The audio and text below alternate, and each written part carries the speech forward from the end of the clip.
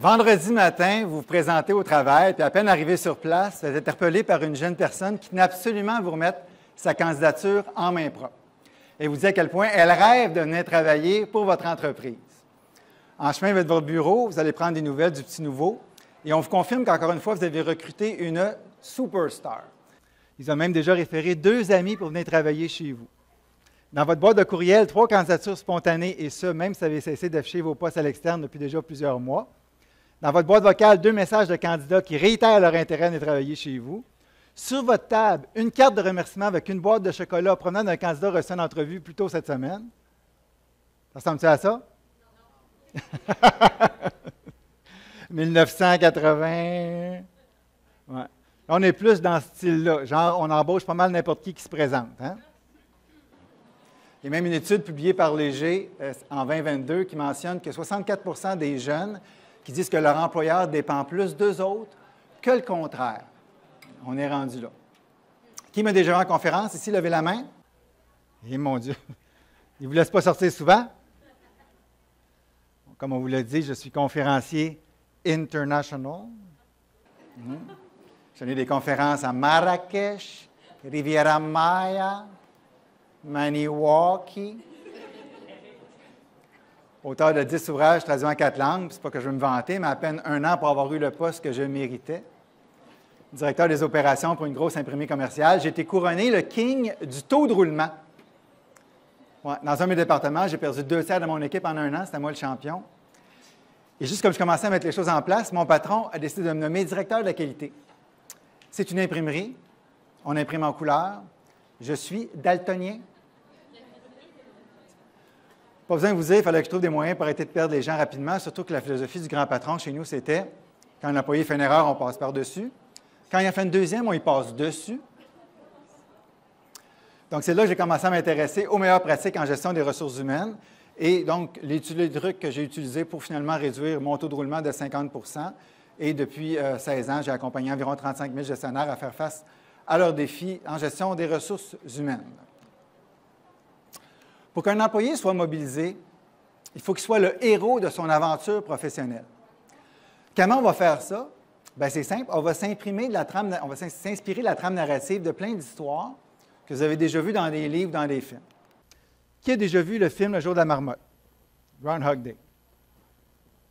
C'est bon, merci. Bon, pour les autres incultes, là. Faites-vous-en pas, je vais résumer l'histoire vite, puis de toute façon, vous allez voir, c'est la même trame narrative qu'on retrouve dans plein d'autres histoires que vous avez probablement déjà vues. Donc, on a un personnage principal. Il s'appelle Phil. C'est un chroniqueur météo, un gars arrogant, narcissique, égocentrique. Et il se fait confier une mission, faire un reportage sur le jour de la marmotte. Et là, pour une raison inexpliquée, il va se mettre à revivre la même journée sans arrêt. Hein? Au début, il va trouver ça un petit peu agressant, mais après ça, il va se dire « Je vais me servir de ça pour développer des compétences, pour atteindre mon but qui est de séduire la directrice qui l'accompagne avec lui. » Et à la fin, il va devenir un homme transformé, bienveillant et gentil. Donc, prenons la même logique et on va s'en inspirer pour utiliser ce que j'appelle les 5 piliers de l'engagement. Le premier pilier, c'est la situation. Donc, notre employé, c'est un personnage principal qui arrive avec des qualités et des défauts. Qu'est-ce qu'on va faire? On va lui proposer une vision, une aventure professionnelle. Les gens ne cherchent pas du travail, ils cherchent à vivre des aventures. Donc, on va lui proposer une aventure professionnelle chez nous. Où est-ce qu'on s'en va comme organisation et comment on va s'y rendre? Ensuite, le 3e pilier, c'est l'action. On ne va pas nécessairement le forcer à ne plus avoir de défauts, mais on va travailler plus sur ses qualités, développer les compétences qui existent déjà, bâtir sur ses forces pour finalement avoir la chance de donner de l'appréciation et de la reconnaissance. Et finalement, à la fin de l'histoire, bien, on arrive au 5e pilier qui est celui de l'aspiration, c'est-à-dire que l'employé va devenir la meilleure version de lui-même.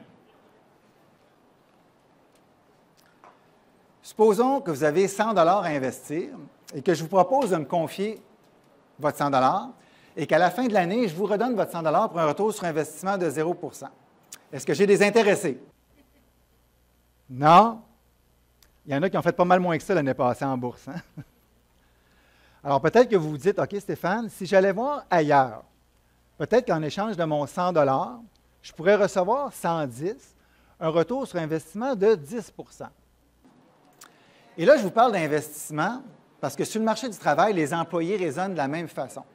Les gens veulent maximiser le retour sur leur investissement au travail. Tu sais, quand je parle de l'employé roi dans mon nouveau livre, c'est pas que, oui, il faut placer l'employé évidemment au cœur de nos priorités, ça c'est clair, mais vous avez compris que c'est un jeu de mots sur l'acronyme ROI, Return on Investment. Donc, comment, comme entreprise, comme gestionnaire, je peux maximiser le retour sur l'investissement de mes employés pour les inciter à s'investir davantage? Parce que, allez voir ailleurs, ce n'est pas tout le monde qui va faire ça. Hein, ce n'est pas tous les employés qui vont se donner le trouble de dire, de quitter un emploi et d'aller en chercher un autre parce qu'ils sont confortables où est-ce qu'ils sont.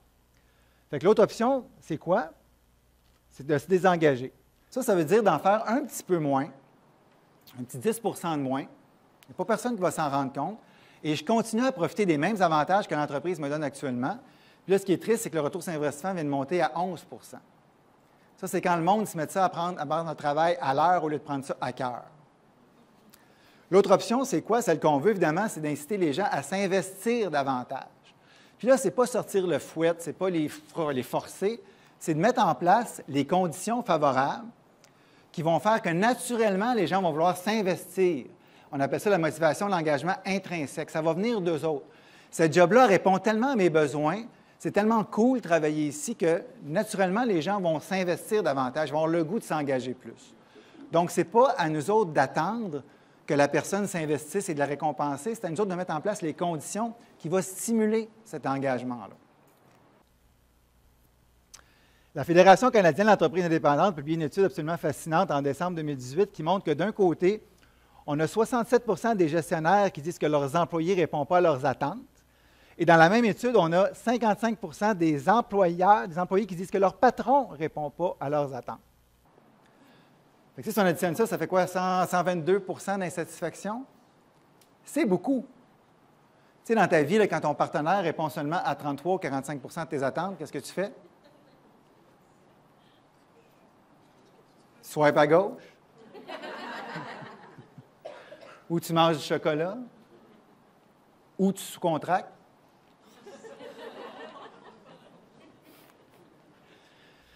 Il y a une vingtaine de raisons pour lesquelles les gens choisissent un travail satisfaisant. Je vous en présente 4, puis je vais vous demander d'identifier, d'après vous autres, c'est laquelle qui arrive au premier rang.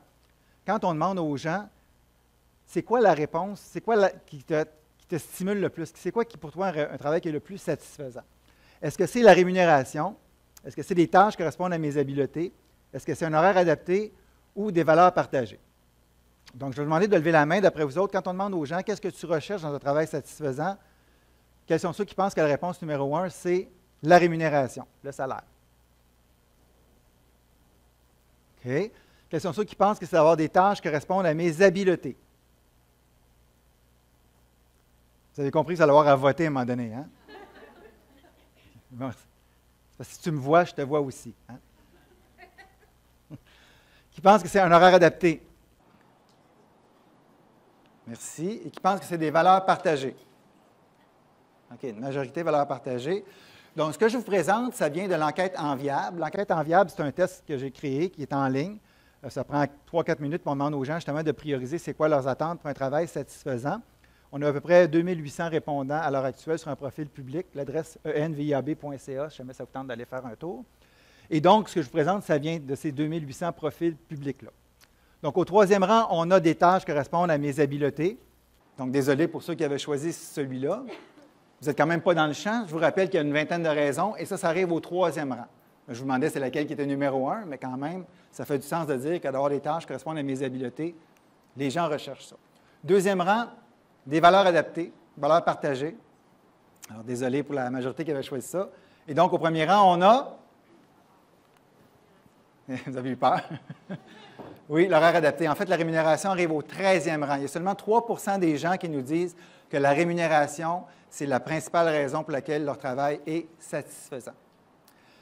Puis là, ce qui est cool, c'est qu'on peut s'amuser à décomposer ça avec les générations. Hein? Est-ce qu'il y a des différences générationnelles? Alors, vous avez ici les réponses. Baby Boomer, Génération X. Vous avez le top 5 de leurs valeurs, de leurs attentes pour un travail satisfaisant. Fait qu'on a valeurs partagées, localisation géographique, adéquation aux habiletés, encadrement satisfaisant, horaire adapté pour les boomers. Puis les X, on a les 5 mêmes sur une liste de 20. Ils sont dans un ordre différent, mais c'est les 5 mêmes. Quand on va sur les nouvelles générations maintenant, oh! Alors, on a horaire adapté qui arrive au premier rang. On a possibilité d'avancement qui arrive dans le décor. On a formation, on a stabilité d'emploi, puis on a rémunération. Alors, quand vous regardez ça, c'est quoi votre réaction? Qu'est-ce qui vous surprend là-dedans? Oui? Pardon? Oui. En fait, il y a seulement 6 des aides qui ont mis la rémunération comme premier choix. Mais c'est vrai, c'est une bonne remarque de voir qu'il est là. Oui? La valeur partagée vient de disparaître. Oui, les valeurs ont pris le bord. Hein? Puis, c'est une très bonne remarque. Puis, en fait, on a posé la question plus loin. Parce qu'à chaque année, je fais une enquête sur la génération Z. L'enquête 2023 va sortir bientôt. Et on leur a posé la question, justement, par rapport aux valeurs, parce que ça nous intriguait un petit peu. Et la question qu'on leur a posée, c'est est-ce que pour toi, c'est plus important d'adhérer à des valeurs partagées ou de respecter les valeurs des individus de l'organisation? Et qu'est-ce qu'ils nous ont dit? 92 nous ont dit que ce qui est plus important de respecter l'individualité de chacun que de forcer des valeurs communes. Autre observation? Pardon? La formation, oui. C'est normal, hein, parce que tu sors d'école, tu es génération Z, là, 95 et après, les plus vieux ont 23 ans à peu près, 28 ans. Donc, c'est normal que tu t'attendes à sortir de la formation dans ton travail. Tu as passé une grande partie de ta vie à apprendre des choses. D'autres choses? Oui?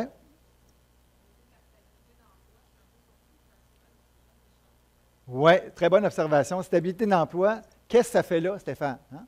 Fait qu'on leur a posé aussi la question, parce que les gestionnaires me disent la même chose que toi, on a l'impression qu'ils se tannent vite. Puis quand ils nous disent stabilité d'emploi, ce n'est pas qu'ils veulent toujours faire la même chose, mais eux autres, ils raisonnent en termes de stabilité d'employabilité. Donc, est-ce que cette job-là me permet de continuer de développer mon employabilité pour le futur? Donc, stabilité d'employabilité, c'est comme ça qu'il faut voir ça.